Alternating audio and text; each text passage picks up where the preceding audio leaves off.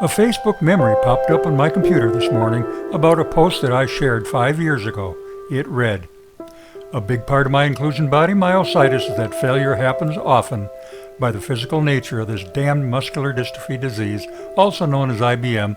I fail a lot, sometimes while attempting or doing things as simple as tying my shoes, pulling up my pants, picking up an object, eating with a fork or spoon, or transferring from my power chair to the toilet, to just name a few. Yet it's what taught me is that when I fail, I sometimes gain a need toward trying to find a better or safer way of accomplishing simple tasks. If I do this, what's the worst that can happen? I'll fail. So what? I fail every day. But I also have the chance to succeed. In this way, if I'm not afraid to fail, I will try almost anything within reason. And when I'm that bold, it's bound to lead to some occasional and simple successes that I can be very happy about. Every morning I wake up happy about the many body parts that still adequately serve me, and thank God for having been blessed with a loving and always helpful wife and a few close friends who help me with those small, but to me very relevant successes. In this episode, I'd like to talk about some of the progressions that I've experienced during my journey with inclusion body myositis. Referring back to this episode's opening statement from 5 years ago, I don't have to worry about tying my shoes, as I haven't worn shoes for the past 2 years. Just prior to that, I used a product called Hickies that turned lace-tight shoes into slip-on shoes. I used them in conjunction with an 18-inch shoehorn at the time and was happy to be able to put on my own shoes. Now it's just a pair of socks. Unless I need to travel in the wintertime, then my wife will put on my slippers. When we IBMers visit medical offices and clinics, our IBM condition is seldom known by people serving us in those facilities.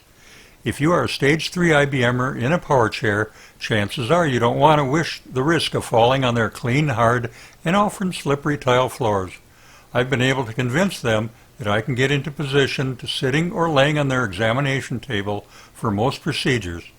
In the past 9 months, since getting my new Quantum Edge 3 power chair, I've had 2 doctor office exams, 3 sonograms in radiology departments, and a needle biopsy performed in a hospital setting, all from the comfort of my power chair. Now I actually can call that adaptation a success, not only for me, but for the medical staff that attends me. It was much easier for us to manipulate the seat toggle buttons on my power chair than it was to find enough people at the clinic or hospital to help handle my 200 pounds of immobile weight. My recommendation is to opt for a power chair with the most available options. You may not use some of the options often, but sure come in handy at those doctor and clinic visits where a transfer from a power chair to an exam table might mean disaster for a stage 3 IBMer. I can almost guarantee that the biggest battle every IBMer will face is how to handle the progressions of adaptations needed in your daily life activities. It's a natural tendency to think that we will not be adversely affected by this disease, and one would hope that would happen more than it actually does. Having said that, what's the best way to address your long-term needs of this disease?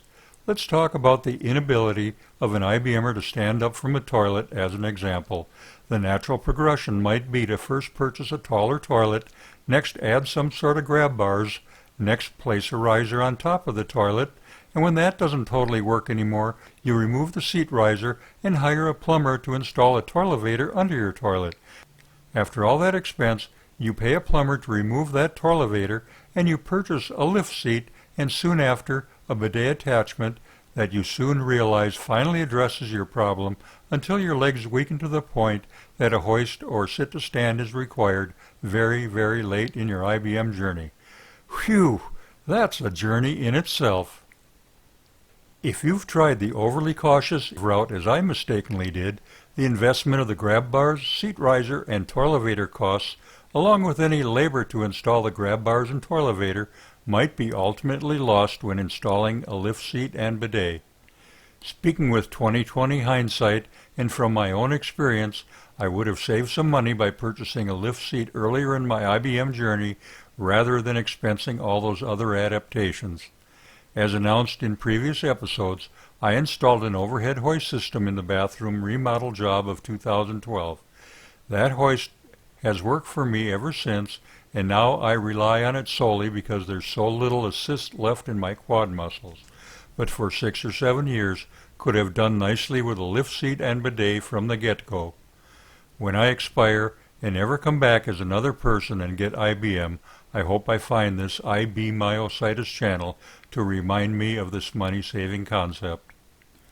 Another decision that bothers some IBMers is about choices of beds out there to suit our needs. I think everyone out there agrees that an adjustable high-low bed is required during the later Stage 2 and Stage 3 IBM.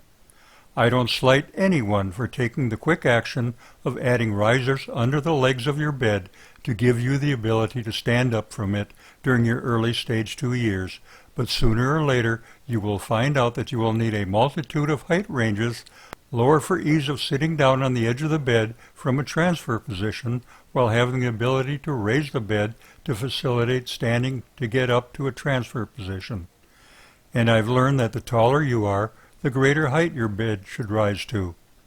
Later along your IBM journey, you'll require the head end of the bed to tilt up to get you to a sitting position on the side of the bed.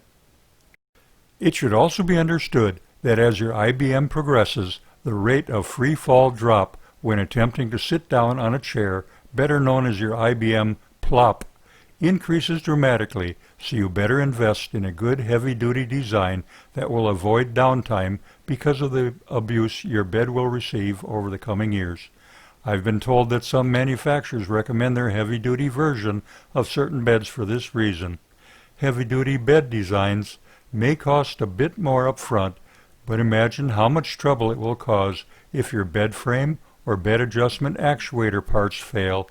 There might be a 1 to 3 week waiting period while your parts are being sourced and installed. There's an important point I'd like to make when specifically requesting that a bed have a heavy-duty frame. Some manufacturer vendors will take that to mean you are looking for a bed for an obese patient. Some heavy-duty beds designed to take the weight of overweight patients will have lift actuators of a different ratio to be able to lift the extra weight. These actuators will move the bed positioning much slower than the actuators on a standard bed, probably a lot slower than you will be happy with. Check that if a heavy-duty frame is available, that standard speed ratio actuators are being used. There's a huge difference in construction design between the lower cost adjustable beds and the more expensive adjustable beds. Please do your due diligence so you don't doo-doo in making a bed choice. If you are an IBMer who can't seem to sleep in a bed for one reason or another, you might consider if having an adjustable bed and putting it to a zero gravity position might improve your situation. So what is zero gravity, or what does it look like? A zero gravity position is accomplished by laying flat on your back and raising both your head and your feet just slightly above your heart and stomach, and is considered the most relaxed position for your heart and nervous system. In this video, I've talked about shoelaces, using your power chair as a clinical examination table, and discussed progressions in the subject areas of toileting and sleeping. I've also encouraged you to do a total cost analysis before embarking on what could be an overly expensive road of enhancements to help with daily living activities in your home. Sometimes jumping to the ultimate device or adaptation is cheaper in the long run than a string of less expensive short-term fixes. You need to be the judge of what is best for your situation. If you've enjoyed this episode, please hit the thumbs up button. If you haven't done so in the past, please hit the subscribe button and notification bell, and we'll make sure you're notified of future IB Myositis episodes. Until that next episode, keep planning ahead for your IBM future.